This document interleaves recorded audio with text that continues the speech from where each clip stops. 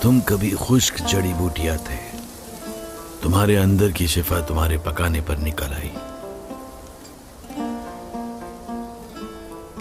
ہم کس کے ذریعے معاش ہیں؟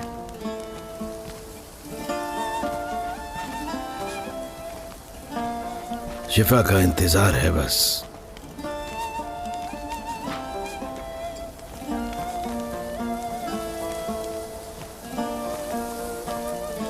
بالا خاتون، مجھے خوشی ہے کہ آپ کا رزق آج میرے دسترخوان پر ہے۔ آپ کی اس پیشکش کو میں کیسے ٹھکرا سکتی ہوں درویش افندی؟ شکریہ، مگر آپ میرا نام کیسے جانتے ہیں؟ شیخ ادب علی کی بیٹی، ہم جانتے ہیں آپ کو۔ تشریف لائیے۔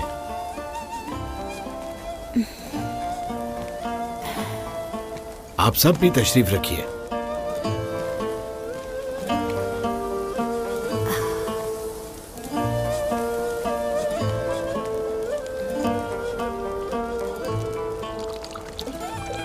آپ نے ہی مسجد میں جڑی بوٹیاں رکھی تھیں، شکریہ آپ کا۔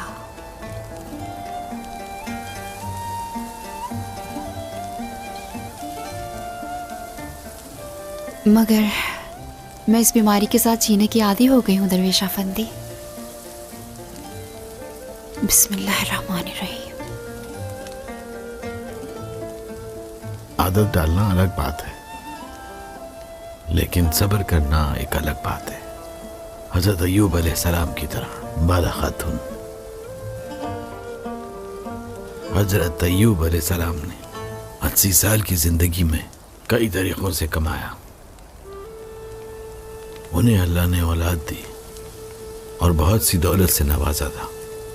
پھر ان کا امتحان کا وقت آیا، پھر اچانک سارا خاندان سو رہا تھا، گھر گر گیا ان کا،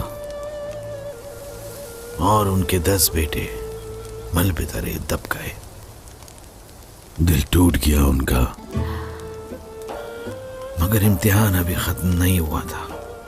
ایک صبح جب وہ اٹھے، ان کے جسم پر بیماری لاحق ہو گئی۔ کوئی طبیب اس بیماری کا علاج نہ ڈھونڈ سکا۔ دیکھتے ہی دیکھتے کئی دن گزر گئے اور بیماری پھیلتی گئی سارے جسم پہ ایوب علیہ السلام کے۔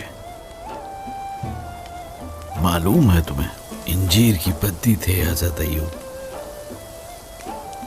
شہتوت کا کاغذ بھی شکایت نہیں کرتا جب وہ ساتن میں بدل جاتا ہے۔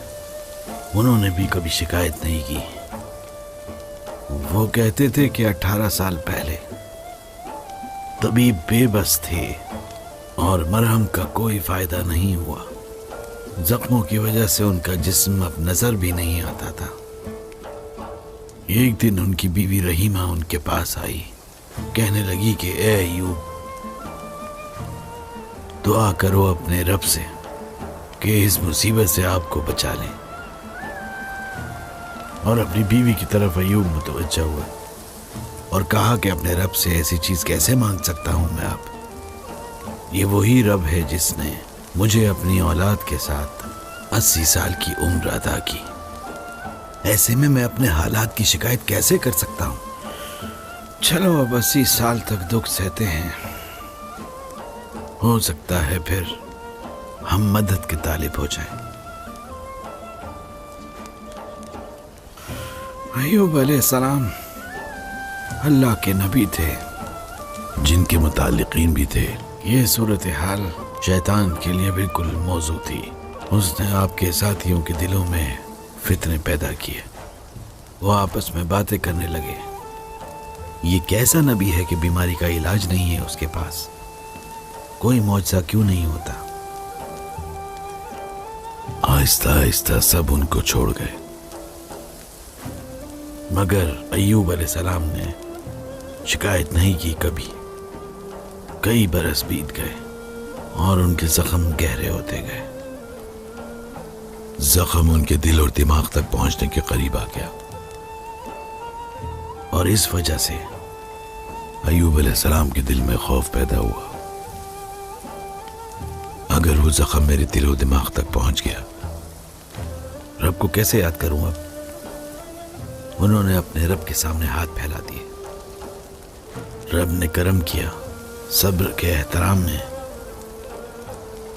انہیں شفا سے نواز دیا اور انہیں مرنے والے بیٹوں کی جگہ دگنے بیٹے ملے اور انہیں زیادہ سے زیادہ دولت سے نوازا۔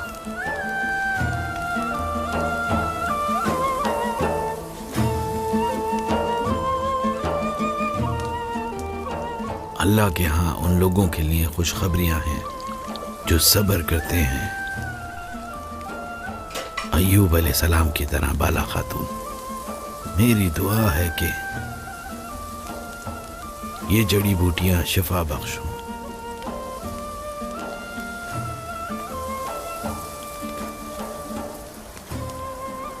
بہت شکریہ درویش افندی،